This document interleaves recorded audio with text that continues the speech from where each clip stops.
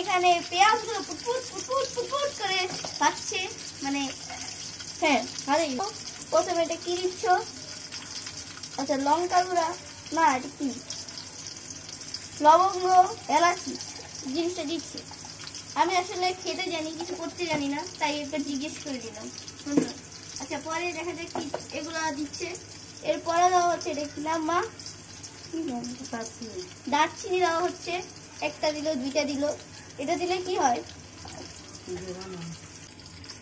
এটা গুড়গুড় গুড়গুড় গুড়গুড় গুড়গুড় করে নাড়াতে হবে, নাড়াতেই হবে, নাড়াতেই হবে, নাড়াতেই হবে।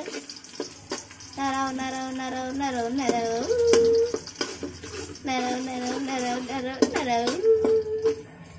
এটা অনেক সুন্দরভাবে নাড়ানো হচ্ছে, নাড়ানো হচ্ছে। তো গাইস আপনারা দেখতেই পাচ্ছেন পেঁয়াজগুলো লাল হয়েছে, আর আমার আম্মু পোলাও চালগুলো ধুয়ে ভালো মতো এই কড়াইয়ের মধ্যে দিয়ে দিল। এটাকে এখন ঘুরছে আবার মা। এরকম ভাবে ঘুরলে আপনাদের চালগুলো ভালোভাবে নাড়া হবে এবং মিক্সিং হবে ভালো। তো আমার আম্মু এটাকে ঘুরছে। হ্যাঁ কি ভালো দেখে স্মেল আসছে।